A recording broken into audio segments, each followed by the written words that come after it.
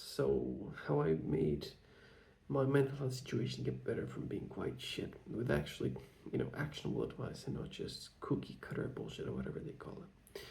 I've got some stuff written down here, and the first one is to make yourself into someone like worth respecting rather than just respecting yourself or just loving yourself or whatever that means. And this is a bit, just stay with me, because I think people can interpret this in the wrong way.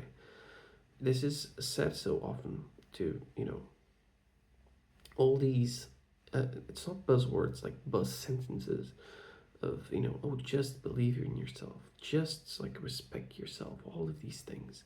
But it's quite hard to do that if you're, sort of like constantly disappointing yourself. And as it should, like, it's only normal. And I'm not saying to judge yourself here, but I'm saying, in my experience, or like instead of just like happiness, whatever that means to begin with, man, like all of these things, again, buzzwords people throw around, I think the two best states of mind I have ever experienced, like happiness has been one, like I've been happy in the moment, but that's rare. It's like it's not constant. It's like little moments. But constant ones were being at peace and being proud of myself. Not in like the bad like devil pride, but think of like a father. I use this because I'm a dude, I'm a guy, right? So I relate to this more, but like a father looking at his son and saying, I'm proud of you. That's the type of pride I'm talking about. Having that, about yourself, being proud of yourself like that. And I think like a lot of times with mental health, we have certain inputs, and obviously there are exceptions, but most times, like nowadays, we have inputs like social media content and I don't know, junk food and other things that are not very good for you. And instead of just convincing yourself that you have to, like, I don't know, like, just respect yourself, you could make yourself into someone that you would respect, regardless of what you said to yourself. What I mean by that is, like, it's like confidence, stacking evidence. Instead of like convincing yourself you can do something, you just do it so much that you can do it again. Instead of trying to convince yourself that like, oh, I should respect myself, I should this, I should love myself more. Like, just build a life so that's like, what's the words? I, I get I'm a bit tired. I can't remember, but like undeniable. Like, it's just gonna happen. Um, if you just do the actions and behaviors that mold you into someone that you deeply respect, you no longer have to repeatedly say you respect yourself. You just do. And I think this comes with a lot of things. It comes with peace, it comes with happiness. I don't really like the happiness, but fulfillment and a lot of things. So that's the first thing.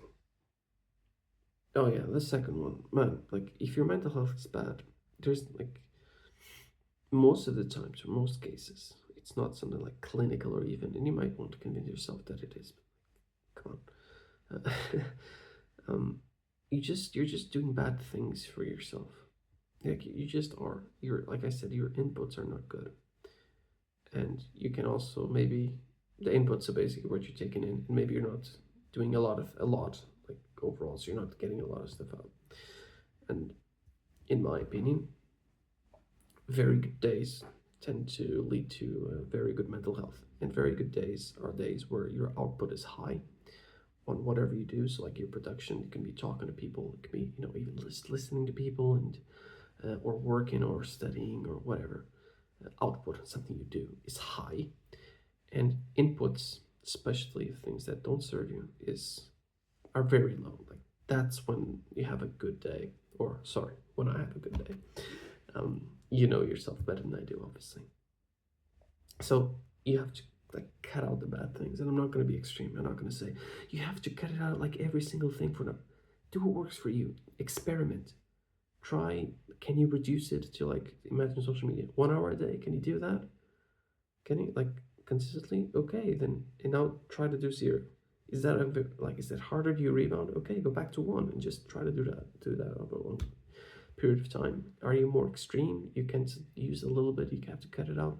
Then great, do that. There's no like secret answer. Do what works for you. But realize when you cut out those things, you have to, and this is like the big thing. It's actually very important. I'll take a little bit longer to explain this. Again, this is my experience. I think a lot of people experience this as well. When you have bad mental health, you typically do things that are not great for you. Either you start doing them from having poor mental health, or doing them causes poor mental health, or it's a loop, whatever. When you stop doing these things, you're now faced with, I think, emptiness, a sort of void. Or you're full, but full of things you don't want to feel. And you're going to have a lot of temptations, a lot of cravings, urges to run away from this.